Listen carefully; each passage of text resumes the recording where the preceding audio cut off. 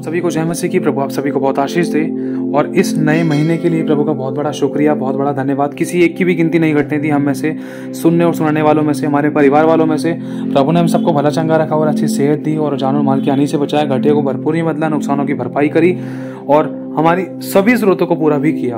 और उसी के अनुग्रह से आज हम जीवित भी हैं और इस वचन को सुन पा रहे हैं। तो मेरे भाई और बहनें, शायद लग रहा है आपको छोटा वचन है, शॉर्ट वचन है, शॉर्ट वीडियो है, लेकिन बहुत जरूरी है।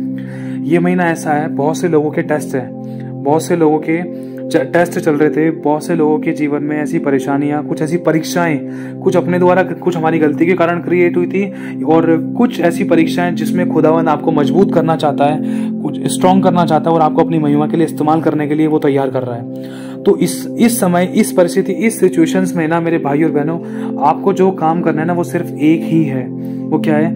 धन्यवाद, हर बात में धन्यवाद और उसकी आराधना, धन्यवाद और उसकी आराधना। और जितना हो सके उतना उसके साथ संगति में रहो, वचन में बढ़ो, आत्मा में बढ़ो, प्रार्थना में बढ़ो। अपना प्रार्थना का समय 5 मिनट 10 मिनट एक्स्ट्रा करो, धीरे धीरे करके बढ़ाते जाओ और जितना हो सके उतना उपवास में रहो, ठीक है? क्योंकि ये समय ऐसा है, अगर हम हर बात में धन्यवादी नहीं है ना तो अच्छा वाला भी कूड़ा हो सकता है। ध्यान रखना, क्योंकि बहुतों ने ना और पाने के चक्कर में जो था वो भी खो दिया। क्योंकि देखो, आपको पता होगा कि जो कभी पाया वो कभी सोचा नहीं, जो हमने सोचा वो हमें कभी मिला नहीं, जो हमें मिला है ना वो कभी हमें राज आता नहीं, और जो हमने पाया है वो हमें संभाला कभी जाता नहीं, और जो हमने खो दिया वो हमें याद आता है, और जो हमें मिल चुका है ना मेरे भाई और बहनों, उसको हमें पकड़ कर रखना है। जो हमें मिल चुका है उसको पकड़ कर रखना है। उसके चक्कर में ना, मतलब आगे आने वाली चीजों के चक्कर में या पुरानी वस्तुओं के चक्कर में या अपने पास्ट के चक्कर में अपने आज को मत खराब करना। क्यों? क्योंकि परमेश्वर का वचन कहता है, यदि तू मेरे वचन को सुने तो अपना मन कठोर ना कर, क्योंकि आज ही तेरे उद्धार का दिन है। उद्धार मतलब छुटकारा, सब प्रकार की तकलीफों से, बीमारियों से, घटियों से, परेशानियों से, दुखों से, श्रापों से आजादी और सब कुछ छुटकारा और सब प्रकार की आशीष, सब प्रकार की क्षमा सिर्फ उसी के पास ही है। परमेश्वर ही के पास है, वो ही आपको दे सकता है सब कुछ। लेकिन उस सब कुछ को पाने का तरीका क्या है? सब बातों में धन्यवाद रहना है। लिखा है कि जिसके पास जो भी है उसमें इंसान संतोष करे और उसी में खुश रहे। और लिखा है कि हर बात में पिता का धन्यवाद करो। जो भी कुछ काम कर रहे हो सिर्फ परमेश्वर ही की महिमा के लिए करो और सब बातों में परमेश्वर की महिमा हो। कोई भी ऐसा काम, ऐसी बात, ऐसे विचार, ऐसी संगति, ऐसे रिलेटिव और रिलेशंस में कुछ ऐसा ना होने पाए जो पाप कहलाता है। क्योंकि लिखा है कि जहां पर बातें ज्यादा होती है वहां पर अपराध भी ज्यादा होते हैं। तो अपने आप को बुराई से बचा कर रखो। और दुख के समय में अगर आपको दुख है किसी बात का, या कुछ खोने का, या कुछ ना होने का, या किसी समस्या का, या किसी प्रकार के कलेश का, या किसी सताव का, चाहे घर से हो, चाहे बाहर से हो, चाहे अपनों से हो, तो सिर्फ वचन में लिखा है कि दुख के समय में प्रार्थना करो। अगर आप लोग आनंदित हो तो लिखा है स्तुति के गीत गाओ। क्योंकि मेरे भाई और बहनों, हम पौलुस और सिलास के द्वारा सीख सकते हैं। उनकी जब परीक्षा थी, उनको बांध कर, लोहे की बेड़ियों से बांध कर उनको जेल तहखाने में बंद कर दिया था। और हमने ऐसी भी बातें सुनी है कि परमेश्वर के चेलों को पॉटी के गटर तक में बंद कर दिया था, जहां पर सोचो कैसी हालत हो सकती है। और उसके बाद भी वो वहां पर रो रहे, बिलक रहे, चिल्ला रहे नहीं है, वो सिर्फ परमेश्वर की आराधना कर रहे हैं, प्रभु का धन्यवाद कर रहे हैं। क्योंकि पौलुस और सिलास के बारे में जब हम जानते हैं ना, जब हम पढ़ते हैं प्रेरितों की पुस्तक से, तो लिखा है आओ हम प्रार्थना करते हैं और आराधना करते हैं, प्रभु की स्तुति करते हैं। तो उन्होंने उस दुख के समय में भी दुख को चुप लगाकर सहा और प्रभु यीशु मसीह के क्रूस को याद किया कि प्रभु जो मैं दुख सह रही हूँ, जो मैं दुख सह रहा हूँ, ये तो तेरे दुख से बढ़कर नहीं है। तू तो सही था, तू तो बिल्कुल ठीक था, लेकिन फिर भी तुझे चांटे मारे गए। तू सही था, तूने किसी का गलत बर्ताव नहीं किया, लेकिन फिर भी तेरे मुंह पर थूका गया। तूने कभी किसी पर दोष नहीं लगाया, लेकिन तुझ पर दोष लगाया गया। लेकिन प्रभु फिर भी तूने हाथ पैरों में कीले ठुकवाई। प्रभु तू बिल्कुल सही था, तू भला सोचता था, भला करता था, प्रेम करता था, क्षमा करता था, दया करता था, लेकिन फिर भी तेरी छाती में भाला मार दिया और फिर भी तुझे सूली पर लटका दिया और तुझे श्रापित बना दिया। तूने हमेशा भला ही सोचा, अपनों का, अपने परिवार का, अपने लोगों का, पूरे संसार का, फिर भी तुझे मृत्यु के घाट उतार दिया। मेरे भाई और बहनों, उसके दुख से बढ़कर कोई दुख नहीं है। यीशु मसीह पवित्र था और है और रहेगा। और आज हमसे जो भी हमारे जीवन में समस्या उत्पन्न होती है, 2 कारण होती है, हमारी गलती के कारण पहला, और दूसरा है जब हमारी परीक्षा होती है। परीक्षा के द्वारा ना हम मजबूत होते हैं, स्ट्रांग होते हैं। परीक्षा मतलब टेस्ट, और टेस्ट के बाद ही टेस्टिमनी बनती। कहते हैं ना कि बेस्ट इज नेक्स्ट। जो बढ़िया है और उत्तम है और ब्लेसेड है वो अगला है। और उसको पाने के लिए ना एक टेस्ट है, एक छोटी सी परीक्षा है। और वचन में लिखा है वो तेरी जान नहीं लेगा। लिखा है परीक्षा में तुझे स्थिर रखेगा और परीक्षा में तुम्हें आप लोगों को स्थिर रहना भी है। और वचन में लिखा है कि वो सहने से बाहर किसी की परीक्षा नहीं लेता, और ये भी लिखा है कि वो किसी की जान नहीं लेता। क्यों? क्योंकि वो जान अपनी पहले दे चुका है। लेकिन बात सारी ये है कि आप लोगों ने हियाब बांध रखा है, या चुप लगाकर दुख को सह रहे हो, या फिर बस अपने हाथ खड़े कर लिए अपने युद्ध में। जो आपके पास है उसका धन्यवाद करते करते आगे बढ़ते जाओ। धन्यवाद की सीढ़ी आपको कहाँ से कहाँ पहुँचा देगी। दुनिया आपके कदमों में होगी और शैतान का सर कुचला जाएगा और आप जयवंत से बढ़कर बन जाओगे। क्योंकि सब बातों में पिता का धन्यवाद करो। परमेश्वर की सिर्फ और सिर्फ यही इच्छा है कि हर बात में परमेश्वर का जन सेवक सिद्ध बने, पवित्र बने और निर्दोष बने, और सब बातों में पिता का धन्यवाद हो। और यही हमारी आत्मिक सेवा भी है। प्रभु चाहता है कि हम हर बात में उसका धन्यवाद करें।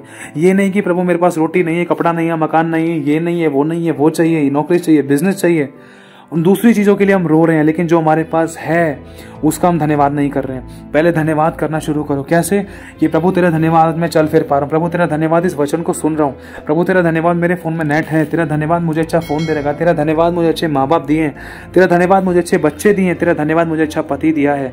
जब भले वो विश्वास नहीं करता लेकिन विश्वास करेगा। धन्यवाद प्रभु, क्योंकि तूने मुझे इसीलिए चुना है कि मेरे द्वारा इस पति का, इस परिवार का उद्धार हो। अगर आपको लग रहा है कि आपके घर परिवार वाले आपको ज़्यादा सता रहे हैं और आपको मसीह में आने के बाद भी बहुत दुख हो रहा है, तो ध्यान रखना परमेश्वर ने स्पेशल आप ही को चुन लिया है। क्योंकि जब उसने आपको दुख की भट्टी में परखा तो आपको खरा जाना। अब वो आपका सर ऊंचा भी करेगा, लेकिन लिखा है तो दीनता से, मेरे धीरजवंत हाथ के नीचे दीनता से बना रहे, समय आने पर मैं तुझे ऊंचा उठाऊंगा। जो दुख है, जो समस्या है, जो कलेश है, वो हमेशा के लिए नहीं है। देख, फिर तुझ पर अंधकार की स्याही न छाएगी। मैं कहता हूं उठ और प्रकाशमान हो, क्योंकि तेरा प्रकाश आ गया है और यहोवा का तेज तेरे ऊपर उदय हुआ है। जाति जाति पर तो देख घोर अंधकार छाया हुआ है, लेकिन यहोवा तुझ पर उदय होगा। मेरे भाई और बहनों, प्रभु चाहता है कि हम हर बात में उसका धन्यवाद करें और उठकर उसकी सेवा करें, वचन पढ़े, आराधना करें, प्रार्थना करें, सुसमाचार सुनाएं। अंधकार मतलब हमारी जिंदगी में अगर अंधकार लग भी रहता ना, अंधकार मतलब टेंशन है, चिंता है, परेशानियां, कलेश है, या दुख है, या पीड़ा या समस्याएं हैं, ऐसे समय पर अगर हम वचन को शेयर करेंगे, वचन को सुनाएंगे, ऐसे समय में अगर हम दुख उठाकर प्रभु के क्रूस को, मतलब अपना क्रूस उठाकर प्रभु की सेवा करते पाए जाएंगे, सुसमाचार सुनाएंगे, आराधना, प्रार्थना, स्तुति और वचन में अगर हम लगे रहेंगे, तो प्रभु देखिएगा, देख इसके शरीर में दर्द हो रहा है, इसके परिवार वाले इसको दोष लगा रहे थे, लेकिन इसने मुझे नहीं छोड़ा, वरन मेरे साथ संगति करने के लिए आ गई है। मेरे पास आंसू बहा रहा है, मेरे पास आंसू बहा रही, तो खुदावन आपके आंसू देख नहीं सकता है। मेरे भाई और बहनों, वो उठकर बचाने वाला परमेश्वर है। वो ऐसे नहीं छोड़ सकता है आपको, आपका पड़ा नहीं रहने दे सकता है, वो जरूर काम करता है। लेकिन बात सारी ये है कि दुख के समय हम किसको पुकार रहे हैं, कि पति को पुकार रहे हैं, पत्नी को पुकार रहे हैं, पैसों को पुकार रहे हैं, धन दौलत को पुकार रहे हैं। किसी का पैसा चाहिए, किसी की पत्नी चाहिए, किसी का बच्चा चाहिए, किसी को ये चाहिए, किसी को वो चाहिए।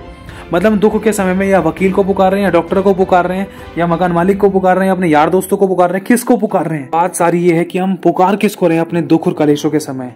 अगर मनुष्य को पुकार रहे हैं तो वचन कहता है, हाय उस पर जो सहायता पाने के लिए संसार की ओर जाता है। और धन्य है वे मनुष्य जिन्होंने दुख के समय में भी परमेश्वर यहोवा को अपना आधार बना रखा है। और अगर मनुष्य की ओर ताक रहे, मनुष्य आज कर देगा लेकिन कल सुनाएगा, मनुष्य आज हेल्प कर देगा लेकिन उसको लौटा कर देना पड़ेगा, लेकिन खुदा को कोई लौटा कर देने की जरूरत भी नहीं है। वो तो सिर्फ दिल से धन्यवाद चाहता है।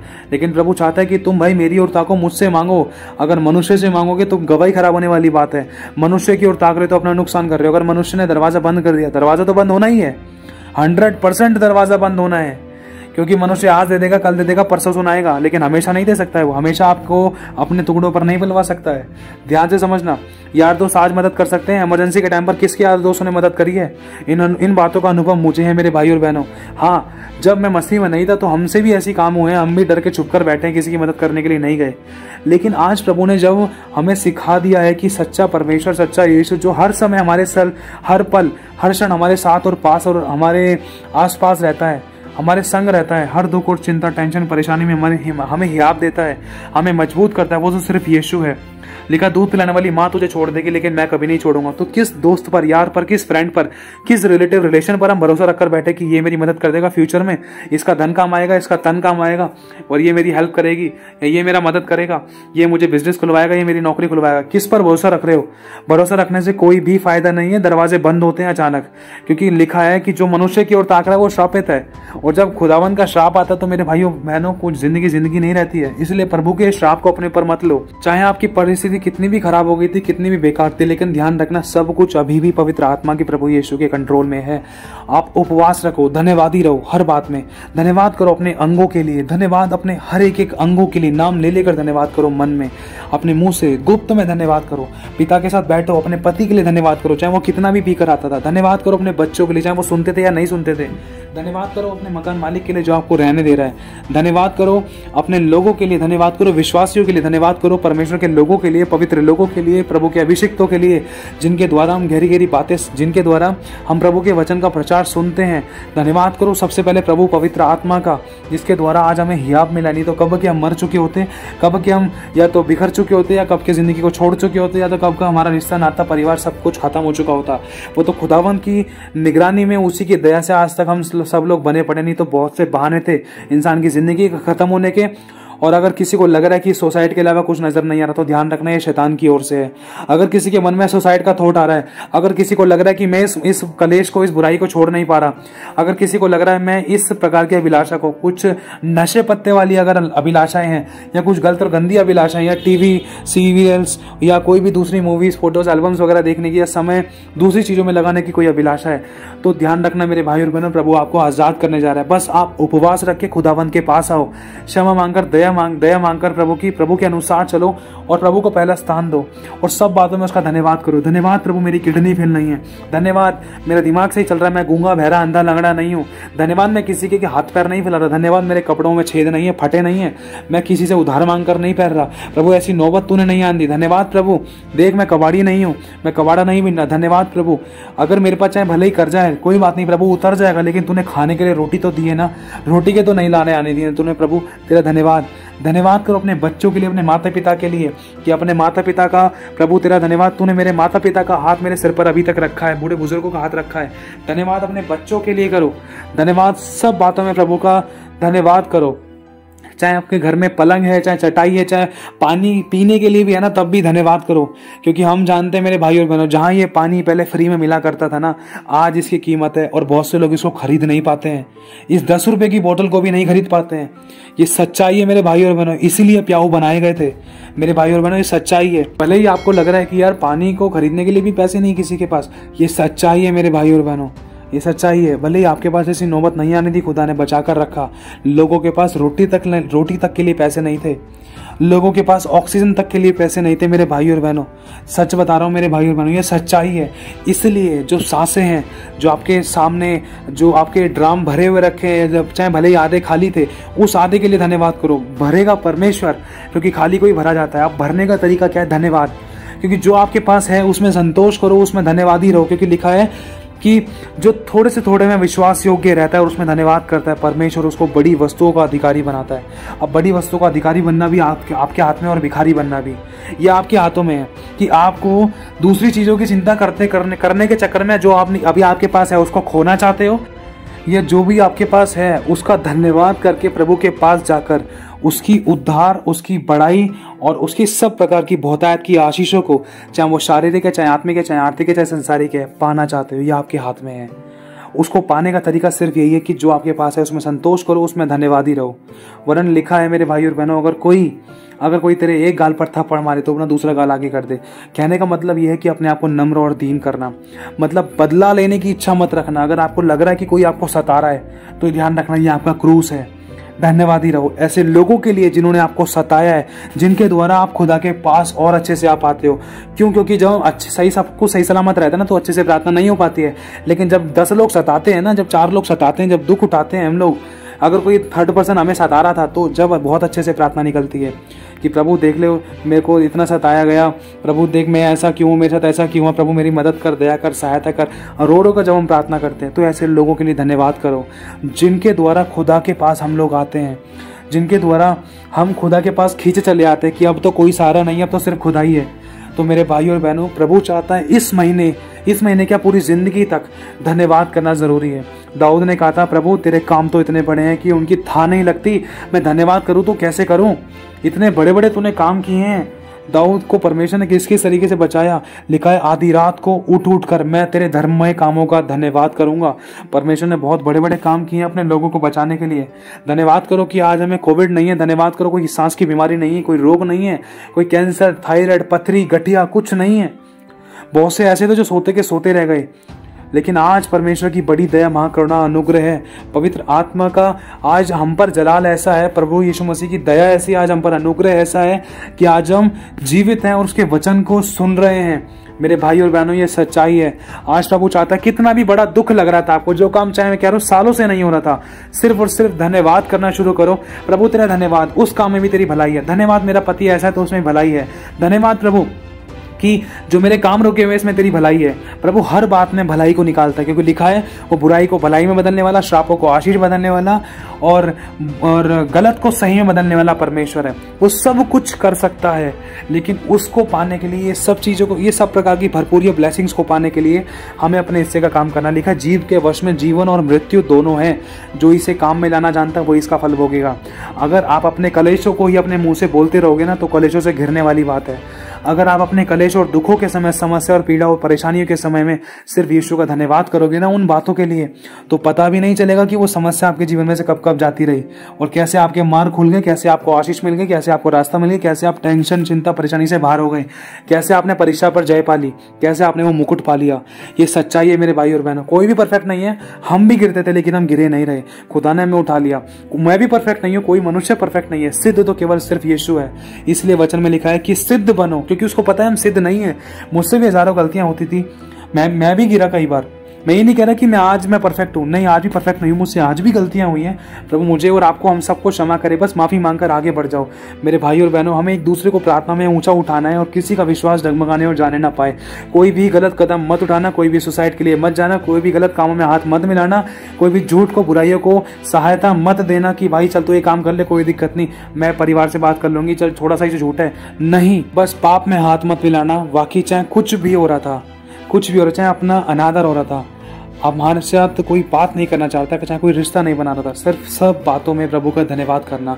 जो आपकी परीक्षा वाली घड़ी, चाहे आपके घर में कोई विश्वासी है या नहीं, चाहे आप जो उन बातों के लिए आंसू बहा रहे हो, ध्यान रखना खुदा देख रहा है। खुदा आपके एक एक आंसू को देख रहा है। जो आपने तकियों में बैठकर, तकियों में, अपने बिस्तर पर, अपनी जमीन पर लेटकर रोते रोते आंसू बहाए हैं, खुदावन के साथ उपस्थिति में बैठकर आपने आंसू बहाए हैं, कंबलों में आपने जो आंसू बहाए हैं, प्रभु देख रहा है। आपकी बाइबल, जो पवित्र बाइबल, जो वचन पढ़ते पढ़ते आपकी आंखों में जो आंसू आए हैं, खुदा देख रहा है।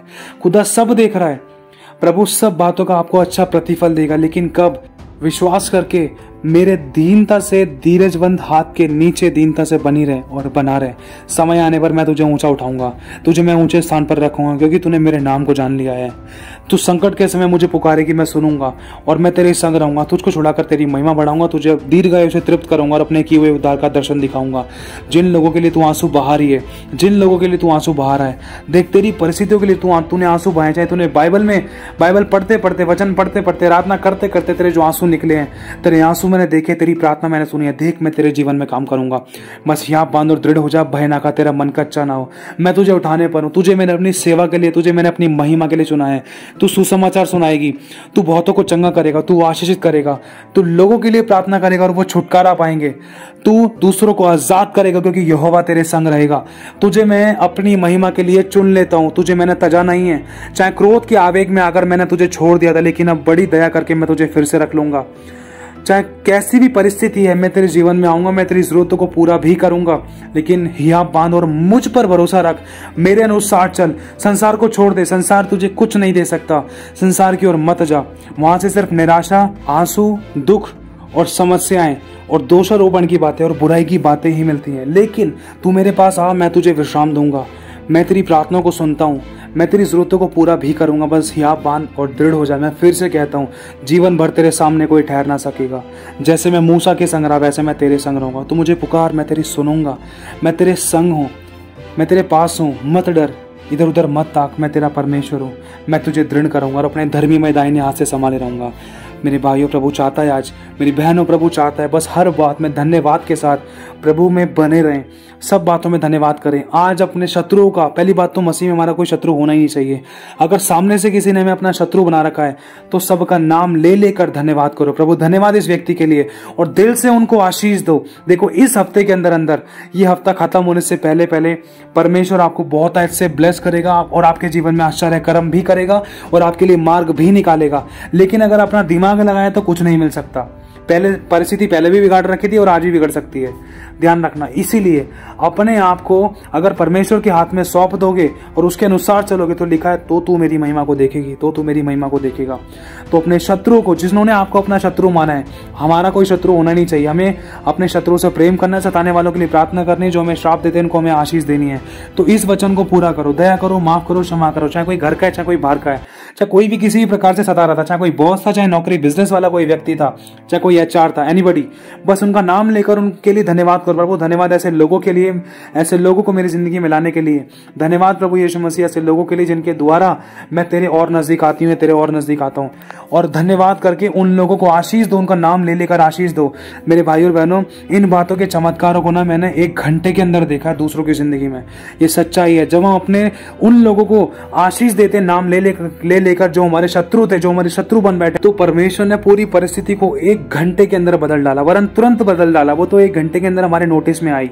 कहने का मतलब यह है, प्रभु चाहता है कि हम अपने शत्रुओं से प्रेम करें। जो हमारे विरोध में थे उनको हम आशीष दे, दिल से खोलकर आशीष दे कि प्रभु तू उनके बच्चों को ब्लेस कर, उनकी जरूरतों को पूरा कर, उनको लॉन्ग लाइफ से ब्लेस कर, दीर्घायु से ब्लेस कर, धन से ब्लेस कर, उनको आशीष दे। लेकिन प्रभु उनकी बंद बुद्धि भी खोले, वो तेरे नाम को जाने, वो तेरे नाम के आगे घुटने टिका, तुझे अपना उद्धारकर्ता ग्रहण भी करे। ये प्रार्थना भी उनके लिए जरूर करो।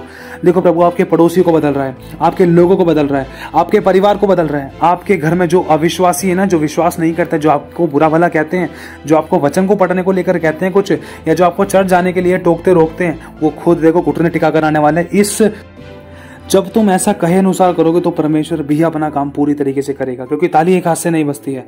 अपने हिस्से का काम करो, सब बातों में पिता का धन्यवाद करो, अपने डॉक्यूमेंट्स में ब्लेसिंग्स खोलो, रिलीज करो, प्रोफेसीज करो कि हाँ प्रभु मेरे रुके हुए काम बन जाएं। प्रभु जो काम तेरी ओर से वो काम होने पाए।